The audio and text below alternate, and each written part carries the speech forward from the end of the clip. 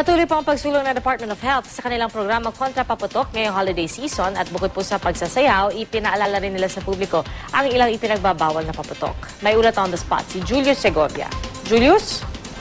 Yes, Pia, matapos ikutan ng mga eskwelahan sa mga komunidad naman rumonda ang Department of Health para sa aksyon paputok injury reduction o APPEAR, ang programa ng DOH kontra paputok.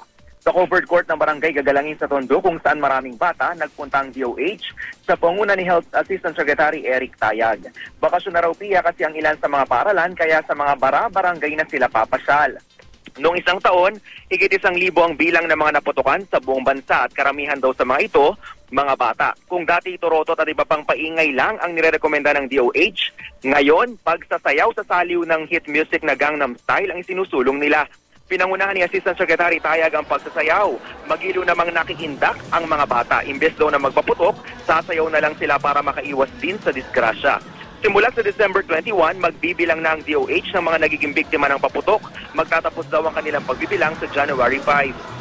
Pagpatak naman siya ng December 24, bisperas ng Pasko, otomatiko nang nakataas sa white alert ang DOH. Ibig sabihin, naka-alerto ang lahat ng mga pampublikong ospital sa buong bansa para sa pagdiriwang ng Pasko at pagsalubong sa bagong taon.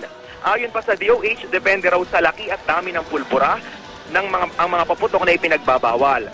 Hindi raw dapat susobra sa 0.2 grams ang powder.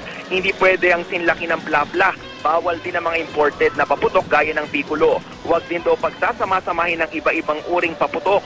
Kung hindi daw talaga maiwasan, Pia, ang mga pailaw, mainam daw na makilahok na lang sa community fireworks display para sa mas ligtas na pagsalubong sa bagong taon.